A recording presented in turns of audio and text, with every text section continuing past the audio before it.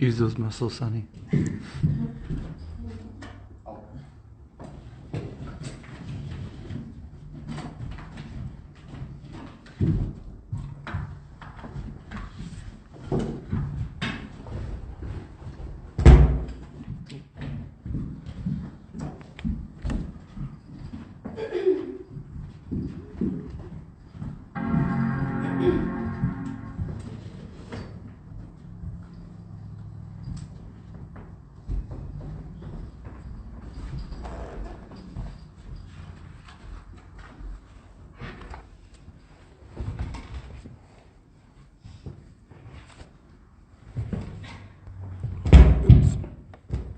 No, not again.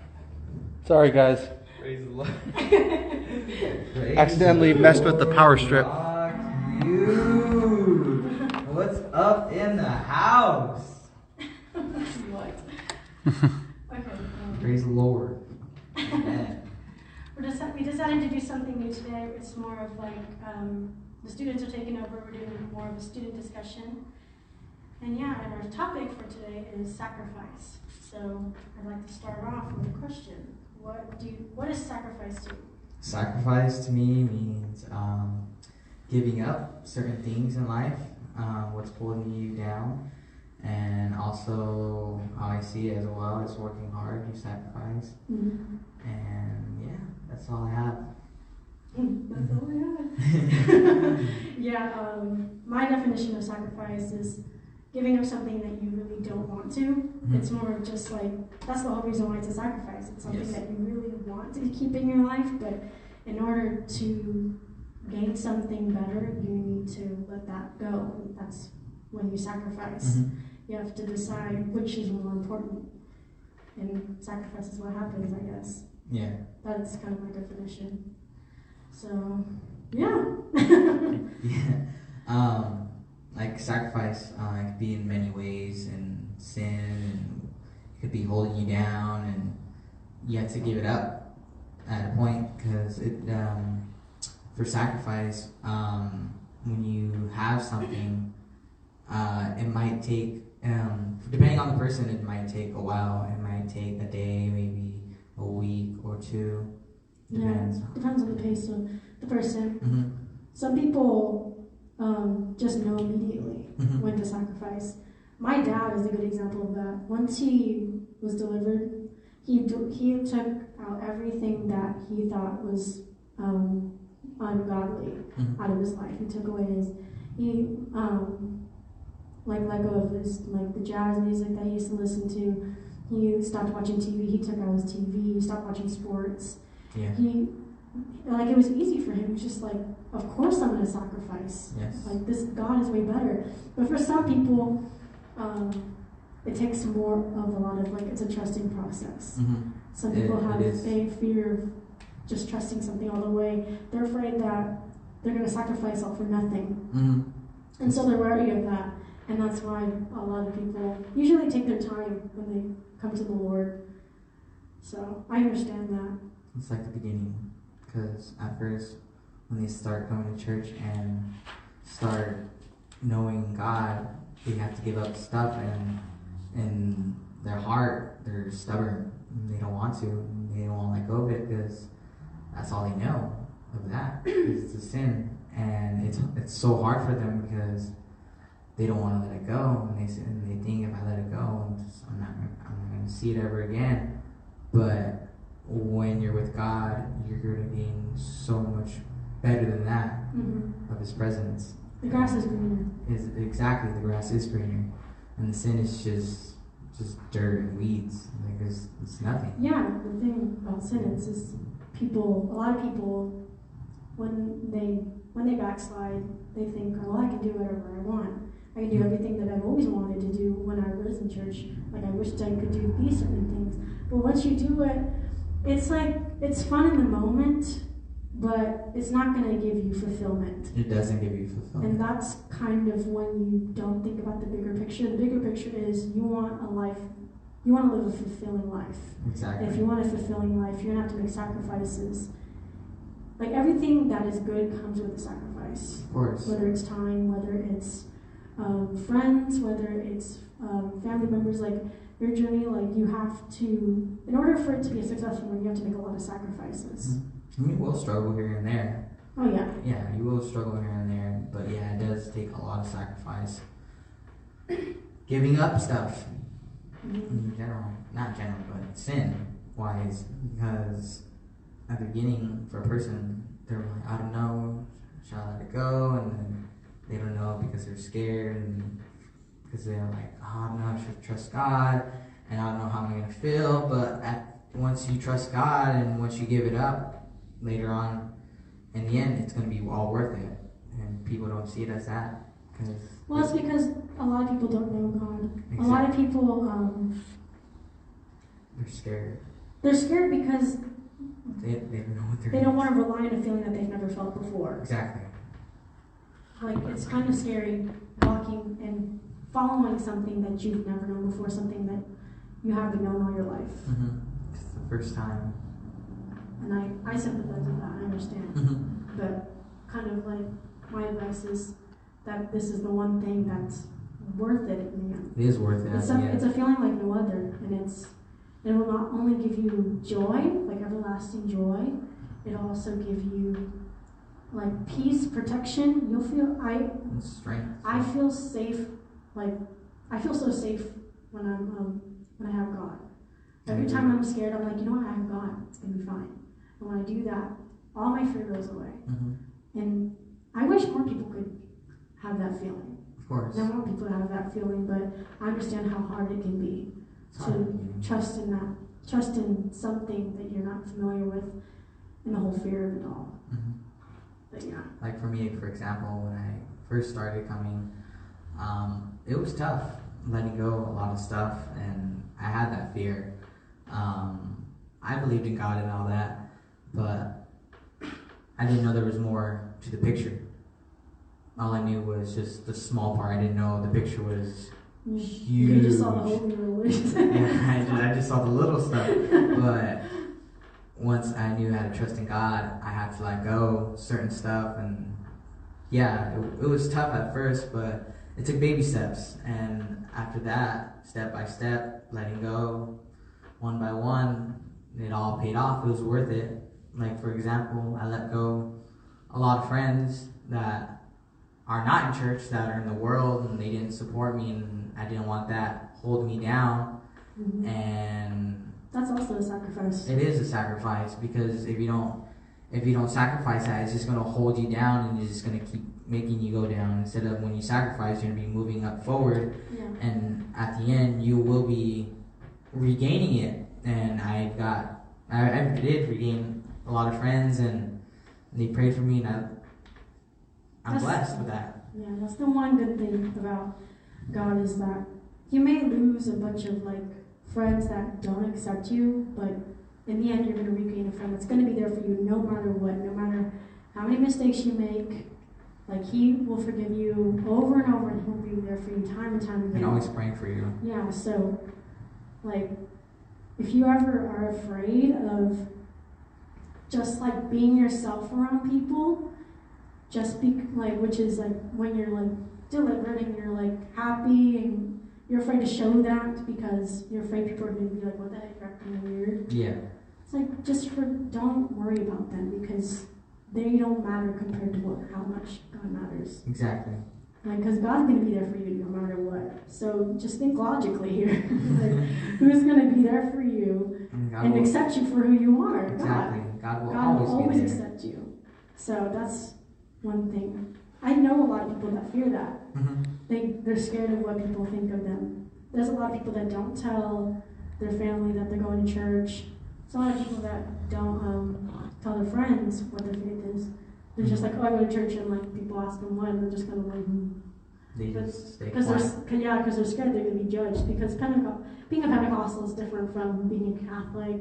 Being a Baptist is completely different. Yeah, and not a lot of people will be like, wow, this is kind of cool. People are going to be scared. Yeah, at first. So, yeah, they're going to be a little scared at first. So the whole point is, don't worry about that. Exactly. Don't worry about that, because those people won't even matter. In fact, if you're in high school, you won't even see them after high school. Exactly. I'm telling you this as a college like as a high school graduate, I've only bumped into like 3 people out of my high school. Like 3 people out of all of those people in my high school. Which just shows their opinion doesn't matter because they're not going to be there for that long. They're only there for a period of time. So, the next question about sacrifice. in the Bible, let's continue on with the sacrifice. Not the topic, my bad. What type of sacrifice have you made in your life? Ooh, what's the biggest sacrifice you've made? The biggest. That is tough. There's a lot of. I know you made sacrifices. Oh yeah, you make a lot of sacrifices. You always come to church to practice and stuff. That's a sacrifice. Yeah. But I'm not going to give you answers. You have to figure it out. I would say at the beginning, this was 2015 when I got baptized. I gave up music, certain types of music, friends, the bad habits, my speech, how I talk with my friends. I would talk different, and it wasn't right how I talked with my friends. It was awful. Mm-hmm. And that had to change, so I had to sacrifice a lot of things with that. And some of it was easy, and then some of it was hard. What was the hard part? Was the friends. The friends? The friends and a little bit of the music. Mm-hmm. But other than that, some of it was a little bit easy. Here and there, it happened, but I told God I forgive myself and help me, strengthen me, guide me, and let it not come back. It's going to come back here and there, but I just pray to God and let it not come back. And and sacrificing more in a deeper prayer life and reading the Word. Yeah. Putting more time into it. Yeah, reading the Word, that's a sacrifice too. Like putting time into that. Mm-hmm. Yeah, that's my biggest sacrifice, is putting a lot of time into, like, basically church is my lifestyle. Mm-hmm. It's basically my life. Mm-hmm. And I made it my life. I didn't have to, but I made it my life. It was your choice. Yeah, it was my choice because I wanted to serve God, and I didn't want, I'm not the type of person to just do nothing if I really love something. Yes. Like, I'll do it. Like, I'll do whatever I'm passionate about it. And it's not, like, one of the sacrifices is, like, getting here on time. That's hard for me. It's hard for me to be there all the time because time management. I'm a procrastinator. So, but yeah. What have you sacrificed? I also sacrificed some friends. Mm-hmm. I had to distance myself from some friends because they just weren't a good influence. Mm-hmm. I mean, I have friends that are outside of church that do stuff that are bad, mm-hmm. but they're positive. They're still good people. Mm-hmm. But there's people that kind of just turn into, like, they have their own issues. And I sometimes you can't, like, you just have to keep your distance. Exactly. And just say, I'm here to help them. But mm-hmm. I wish I could talk to them like I used to, but sometimes it's just like, I don't want to, you are who you hang out with. Mm-hmm. And I can't put myself around, I can't surround myself with people that don't believe in God, that don't believe in God, period. Mm-hmm. So, yeah, that's one of my sacrifices. Because I love my friends with all my heart. Me too. I'm a big old, like, mom friend, like, I'm like, did you eat today? So I love my friends. So it's kind of painful not to talk to people sometimes, but I'm kind of like, it's for my own good. I have to think about myself before everyone else. It's understandable. Yeah. The sacrifices. What's your favorite sacrifice that happened in the Bible? There's a lot. There is so many. I can tell you mine first if you want. Just kidding. Okay. My favorite is the story of Abraham and Isaac. Because you know how, like... I was thinking of that one in a joke. I wasn't like, if I say something, you're like, you call me. You can take the joke. Exactly. But continue on. Well, because it's kind of crazy. It is crazy. I'm like, God, you're crazy. Like, why do you do that? No, like, because it was because, you know how, like, he's just like, Abraham, you're going to have to, you know, kill your son, sacrifice your son. Mm-hmm. And Abraham, like, was, like, actually going to do it. I was like, what? He was shocked and surprised. Yeah, I was Like, he's Dad, like, what are you doing? He's like, Lord, is this real? It was like, it was a big old shock moment because this is his son. Yeah, that's his son. Like, imagine, oh my God. Sacrificing your own. I think that was a little kind of like God. He was being tested. Yeah, he was definitely being tested. Like, God, of course, would not do human sacrifice. No. It's not a godly thing. It's nothing No. like that. But it's just kind of funny. Like, I feel like he just was like, nah, I'm just trolling you. But that's not the reason why I like this story. I like it because of Abraham's commitment. Mm-hmm. Because it also is a good symbolism of sacrifice because, like, you're going to have to sacrifice sometimes someone you love over God because, I mean, God is the creator. God is, like, everything. And God is, like, more important than us, you know? And so he was, like, basically our father before, you know. But it's just like a huge, crazy, good example of sacrifice. Like, sometimes you have to sacrifice something that you really love, that you would protect with your life for God. But in the end, it's going to be worth it because when it's going to be when Abraham was about to do it, God told him to stop, and he got a great reward for it. So I think that's a really good example of sacrifice. It's also kind of comedic to me too, kind of dark humor. But okay, now you can do your job on Joe. Not Joe. Joe. I remember about first hearing this story, Joe. Like when I first I remember Sunday school when we turned our Bible to the book of Job. I'm like, job in the Bible. I'm like, what? Until the Sunday school, and they're like, oh, we're reading. It's Job, so we're gonna read about the story of Job. And when I heard the story about Job, it was impacting, and it's a powerful story. How he had so much material stuff, children, animal, and then he had his wife and his 3 friends, and he had everything. Job had it all until the devil took everything away, and literally everything that from the bottom he started to the top, and then he just went from being healthy to like barely alive too. Yeah, he went from all the way up like a roller coaster, boom, hit rock bottom, like everything was gone, and he stood strong. He stood really strong, and his 3 friends and telling him, they're like, why don't you turn against God? And like, God's taking all this stuff away.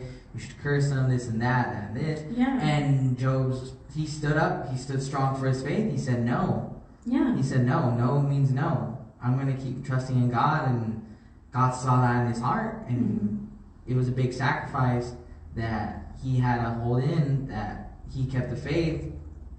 And at the end, God blessed them with more than ever. Yeah. And it was a shock to them. Yeah, it's also a really good example about how friends are less important compared to a relationship with God, because those friends that he had when he was thriving ended up trying to not like they weren't waiting for his downfall or anything, but they were telling him to curse God. So they may be a blessing to you, but they might be like, you know, demons in disguise. Like not demons, but just you know what I mean. Like, so that influences. Yeah. Yeah. That influences. And yeah, like you might be going through the deep, roughest times, and it's hard. Yeah, and God's you're trying to focus on God, and people are like, "Oh, you're going through all this, and you should stop trusting in God." And you're like, "No, like I'm gonna keep the faith strong. Like I know what God's gonna do. It may take maybe a week, 2 months, years, depending. Like I know God's gonna do a miracle like that in a second." Yeah, and sometimes miracles don't last that. They don't go like that either. Sometimes they take years, and sometimes they just like it's a stairway, you know. Yeah. It's a gradual miracle. So And once you've gone all through that sacrifice, and it's all paid off. yeah. So it's really worth it in the end for sacrifice. And it shows in the Bible time and time and again. So whenever anybody is questioning if they should sacrifice what they have or not for God and for a relationship with God, all you gotta do is look in the Bible, because you will find so many examples. There. Like, for example, Esther risked her life to save the Jews, the Israelites, and she didn't have to do that. Mm-hmm. She could have just been the last one. She could have just lived a life of luxury, being the queen. Mm-hmm. But no, she protected her people, mm-hmm. and she sacrificed she her potential future for that. Exactly. And I have so many films. Yeah. So basically, yeah, and then Joseph could have gotten a promotion, remember? Mm-hmm. He could have gotten promoted, but then, this old lady, she's all, hey. Oh, yeah, I remember. Yeah, and he said no to that because he knew that was unholy. Yeah. Because she was trying to get his attention. And, yeah. Oh, Joseph, come over here. And Joseph's like, no. Like, he said no. He's like... Yeah, he said no because he knew she wanted unholy things. And so he was like, no, I'm not going to go that road. And he could have been promoted even more, because some people do that. Exactly. But, he didn't. It would have been worse for him. Yeah, that's also a sacrifice too. Sacrifices most of the times are hard decisions. Mm-hmm. So, at least I'm saying that. But yeah.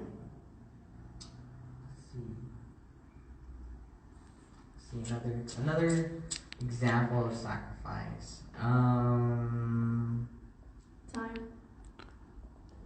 Use like 23 minutes. 23 minutes. Okay. No, I was saying that there's time is a sacrifice. Oh, that too. Yeah, time is a sacrifice. I was thinking about the story of Moses. Moses. Yeah. It was a big sacrifice as well. Oh yeah. Leading the people out of Egypt. Yeah. He could have just chilled with Moses. Yes, it took years to lead the people out of Egypt, but Moses could have said, "Oh, forget about them. I could do it by myself. I'll just leave them and go by myself." But Moses took that sacrifice. You know what? He's like, you know what? I'm going to lead the people out of Egypt into the land of milk and honey, and Israel. But yeah, it took a huge sacrifice. Yeah, they gone through a lot and they complained, and Moses took that sacrifice and he stood strong. Mm-hmm. And that's a big one as well. Even though it took many of years, and at the end it paid off. It paid off. It did pay off. Mm-hmm. It paid off after a long time. A long time. I'd say 40 years. 40 years. Because the story is long, from Genesis to Exodus to it goes long, because it is a huge commitment, I could say. What he did. It is a huge commitment. Sometimes the reward for your sacrifice doesn't come after a while, and that's a test to see, God's kind of saying, well, you did sacrifice, but let's see how much trust you have in me, So, but I was also going to say that a big sacrifice is time, because a relationship with God is basically like learning an instrument. The more time you put into your relationship with God and reading the Word, the more you're going to get better, the more you're comfortable you're going to get with God, and the more close you're going to be with Him. You're going to understand Him more. The more anointing you'll have. Mm-hmm. So, yeah.